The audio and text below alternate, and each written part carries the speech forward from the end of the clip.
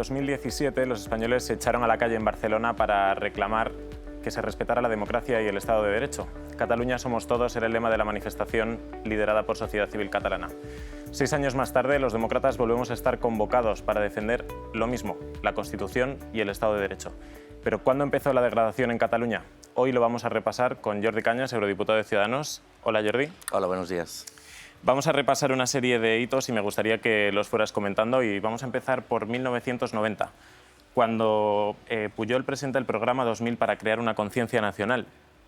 6 años más tarde, a pesar de haber presentado ya su esquema de ingeniería social para Cataluña, llegan los pactos del Majestic con el PP. ¿Qué pasó en los 90? ¿No se vio venir el monstruo que se avecinaba en Cataluña? Bueno, la verdad es que cuando se hizo público, no es que lo hicieran público, se filtró el Plan Cataluña 2000. Cuando se hizo público el plan, se descubrió, digamos, la piedra roseta, la hoja de ruta que había diseñado el nacionalismo entonces catalán, pero bueno, el separatismo catalán en Cataluña para conseguir la independencia. Es decir, el nacionalismo catalán ha tenido siempre un plan desde los 80, y cuando se filtró el programa se entendió todo perfectamente. Se entendió todo aquello que se había hecho de una forma camuflada, de una forma, digamos, tapada, oculta, sin explicar nunca las intenciones, pero el plan las desveló. Mucha gente había entendido, había empezado a unir los puntos, ¿no? empezado a entender por qué se estaban adoptando determinadas decisiones, pero ahí lo que se vio fue realmente una estrategia de ingeniería social, como tú decías, de una clarísima ingeniería social que tenía como objeto expulsar a España de Cataluña, expulsar el castellano de Cataluña, ir creando una conciencia nacional que llevara, digamos, como fruta madura a la independencia de Cataluña. Y para eso, pues, se tenía que ocupar la educación, se tenía que ocupar la administración, se tenía que ocupar los medios de comunicación, se tenía que ocupar las asociaciones, se tenía que ocupar todo. El tema era, hay que ocupar todo el poder, hay que ocupar todos los medios de comunicación, hay que ocupar todos los instrumentos que tiene la sociedad para reflejarse, para articularse, con el objetivo de utilizar todo esto para construir una identidad nacional que llevase finalmente a que los propios ciudadanos de Cataluña se sintiesen ajenos al proyecto nacional español, dejasen de sentirse españoles y se construyera una nación catalana. El famoso nation building, que es estrategias teóricas que el programa Cataluña 2000 desveló.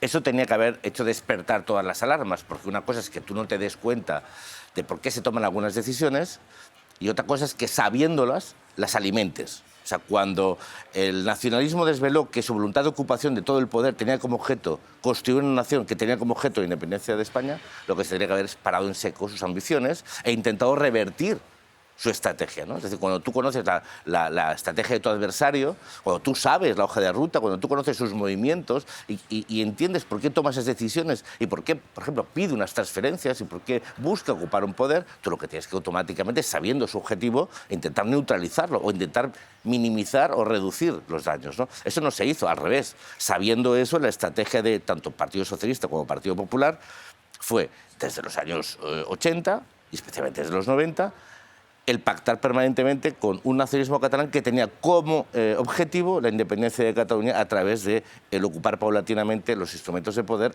controlar los recursos económicos para controlar el pensamiento. Es decir, vamos a controlar los instrumentos de poder, vamos a controlar los recursos financieros, vamos a controlar la narrativa para construir un ciudadano catalán que se sienta ajeno a lo español.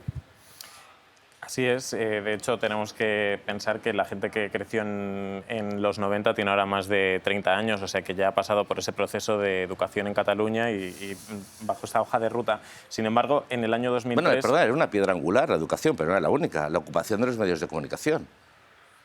Es decir, cuando Pujol quiere una televisión autonómica catalana, la quiere para controlar el mensaje, controlar el relato, controlar la narrativa y construir una narrativa histórica, una narrativa de identidad, una narrativa lingüística. Es decir, era catalán todo aquel que compartía qué era ser catalán, qué entendía que era Cataluña y qué entendía que era España. Y eso necesita esta educación, pero también necesita los medios de comunicación, directamente controlados por el poder o subvencionados por el poder. Y es cuando vimos cómo empezó a girar una buena parte de los medios de comunicación en Cataluña para apoyar o seguir los posicionamientos políticos e ideológicos del nacionalismo catalán. Pero eso pasó en todos los colegios profesionales. O sea, querían ocupar todos los resquicios del poder.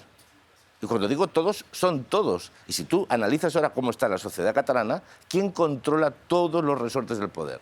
Económico, político, mediático. Bueno, el económico ya poco porque se fueron más de 8.000 empresas. Pero todo lo demás sigue estando controlado por ellos. Todo. No hay ninguna asociación, ningún colegio profesional, ni los rectores de las universidades, nada.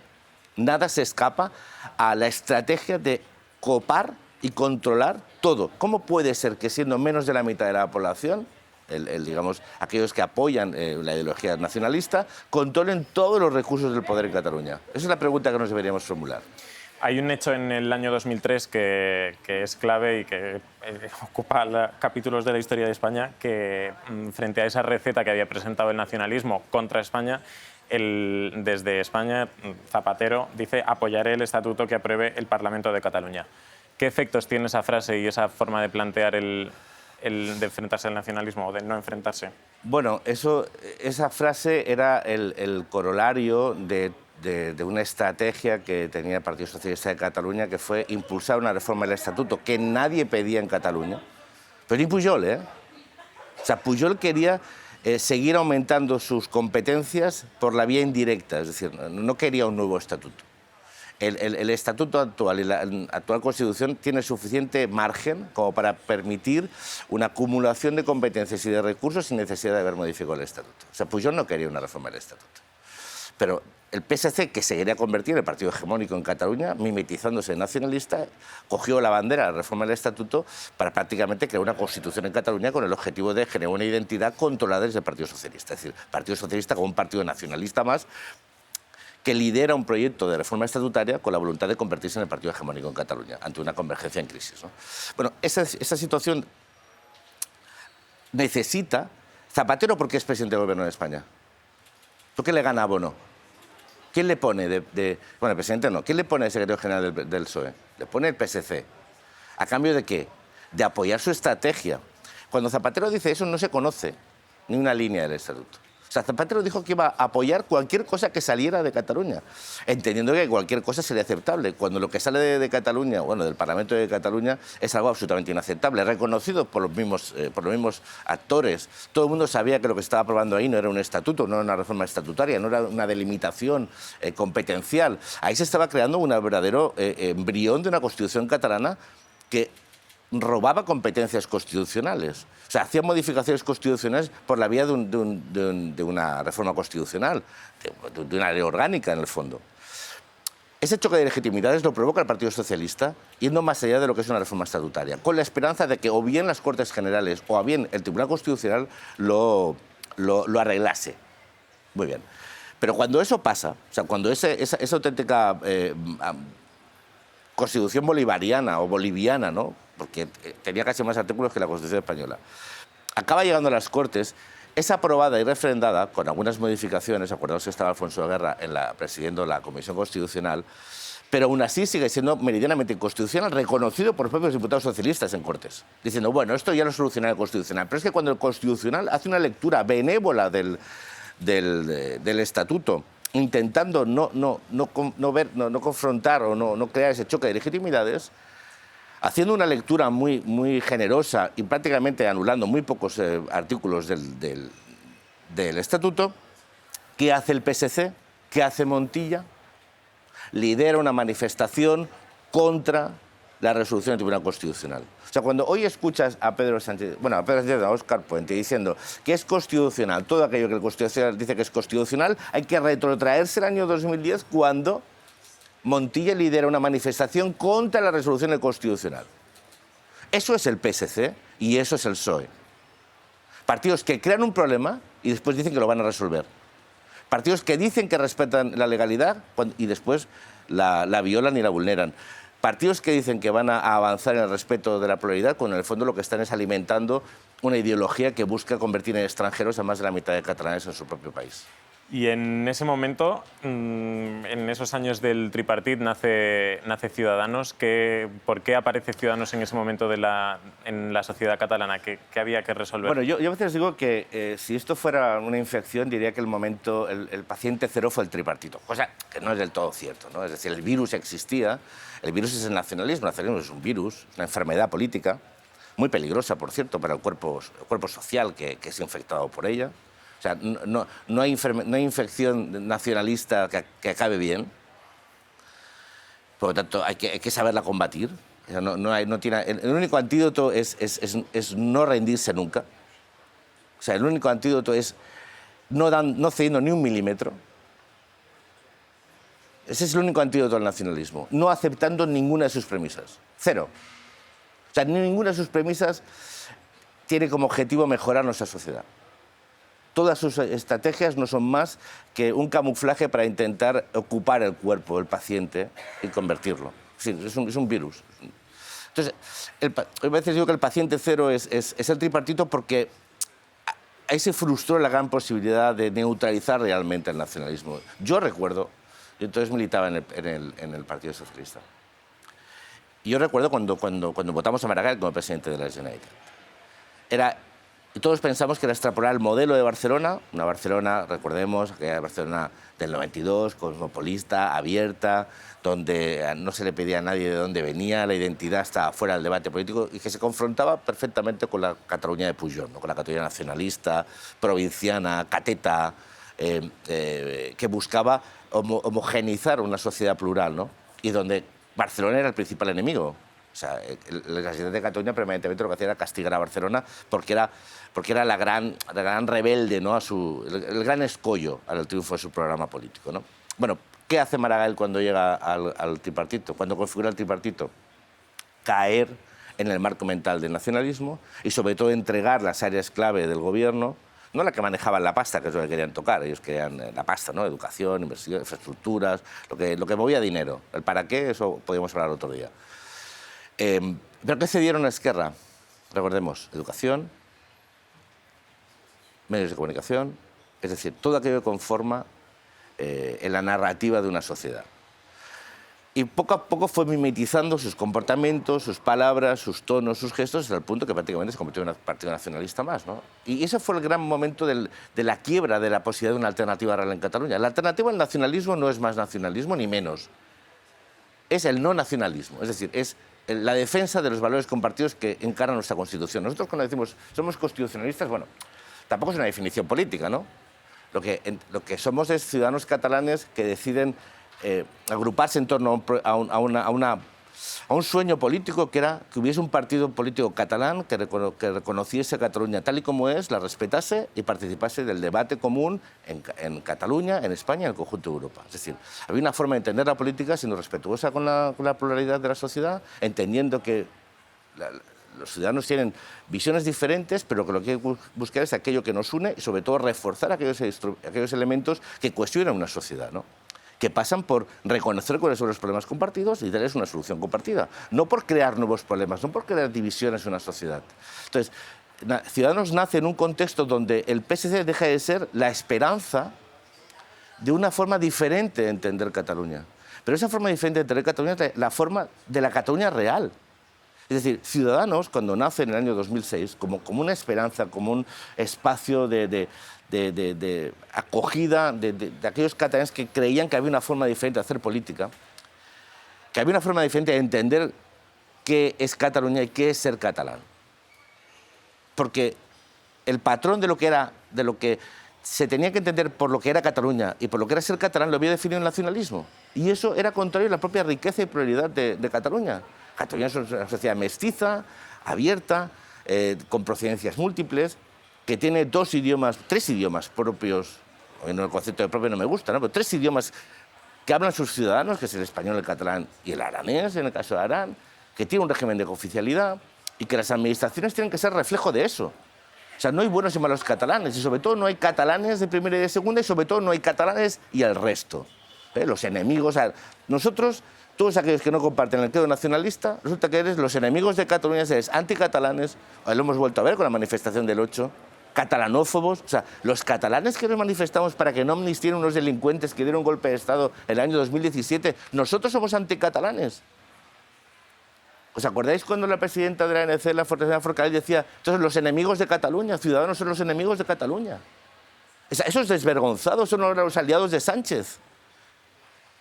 O sea, cuando Sánchez habla de Cataluña, habla de esta gente. Bueno, Ciudadanos nació en 2006 como el resultado de la quiebra de una esperanza, pero el nacimiento de otra mucho más poderosa.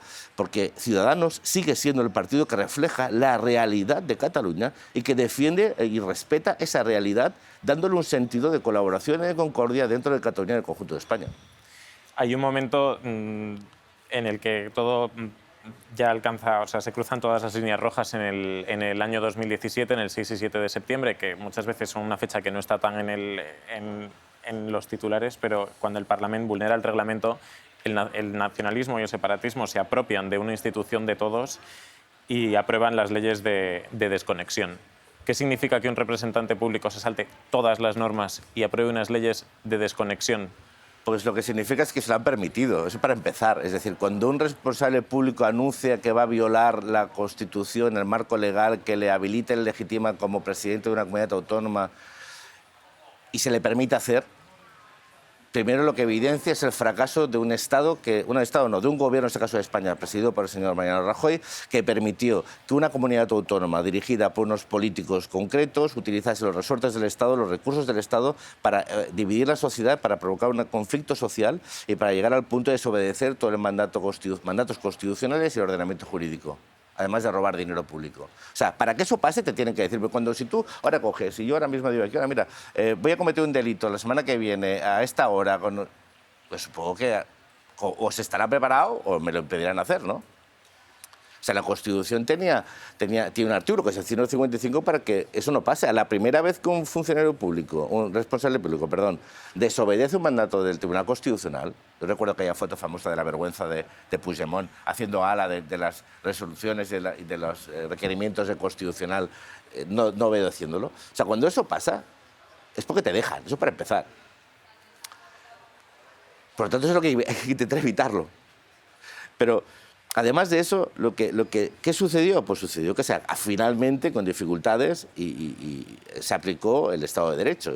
Y se detuvo, se procesó, se juzgó y se condenó a los responsables de aquello, menos algunos que se fueron de la justicia. Bueno, ya está ahí todo bien.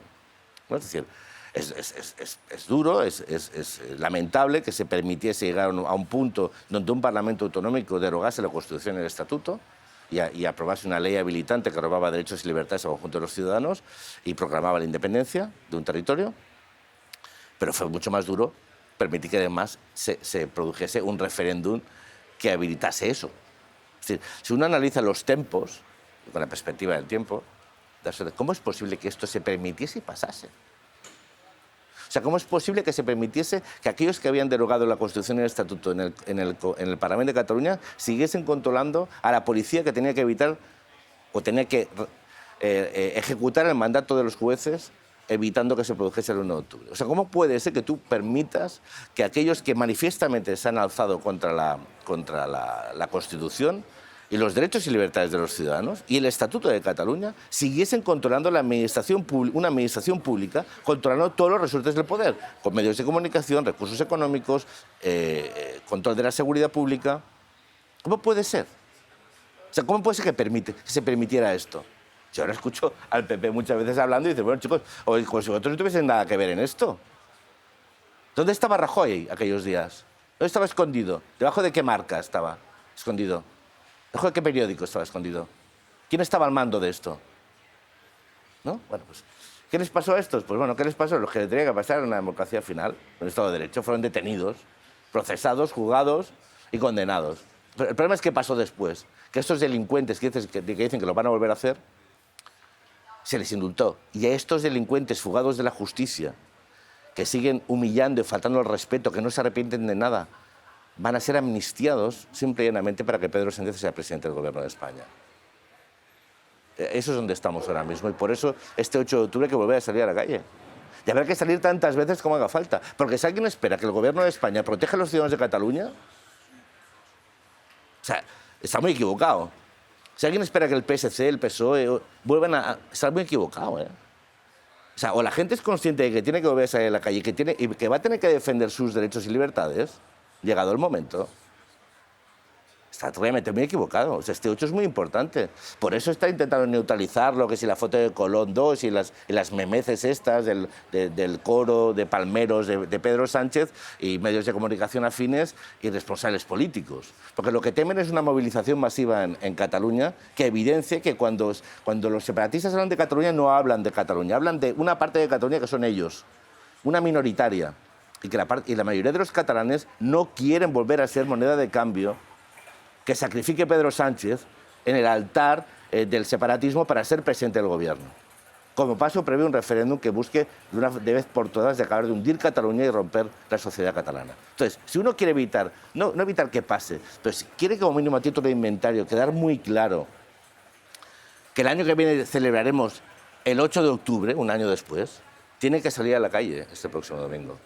Tiene que salir a la calle, sea cual sea su ideología política, sin que ningún partido instrumentalice esto. Esto no es una cuestión de partidos, es una cuestión de defensa de derechos y libertades que están una vez más amenazados con la misma gravedad probablemente que en el 2017. Sí que nos demos cuenta, porque sí que es cierto que han conseguido adormecer la sociedad. Entonces, sí, hay que reconocer que su capacidad narcótica es infinita. Y la capacidad de que la sociedad asuma como normal que un prófugo de la justicia, que ayer mismo estaba haciendo un tuit con la imagen del rey al revés, esté condicionando la política española. O sea, un delincuente prófugo de la justicia está condicionando el futuro de los más de 45 millones de españoles. O sea, eso no hay quien lo explique. Y eso hay que ponerle freno, y eso hay que pararlo, y eso hay que como mínimo denunciarlo. Y este 8 de octubre tenemos todos la obligación, todos aquellos que creemos en el Estado de Derecho, pero que sabemos que no podemos fiarnos solo de la justicia y de la policía, porque al final su buen trabajo lo acaban anulando y desmontando políticos cómplices del separatismo catalán, tenemos que salir a la calle a defender nuestros derechos. Pues Jordi, el domingo te veremos en Barcelona en la manifestación convocada por Sociedad Civil Catalana y el lunes trabajando en Bruselas para parar aquí también la operación que... Bueno, yo iré el 8, no sé si me verás, yo iré el 8, porque sabes que en las manifestaciones a mí no me gusta dar codazos para estar, yo seré uno más de los muchos que estén allí y el lunes sí que volveremos a seguir haciendo nuestro trabajo en Bruselas, un trabajo que desgraciadamente cosas como la que va a hacer Pedro Sánchez cuestiona la defensa de los intereses de España, un presidente que se alía con un prófugo de la justicia y con un delincuente que dio un golpe de Estado en el año 2017 y que parece que no va a pagar por ello.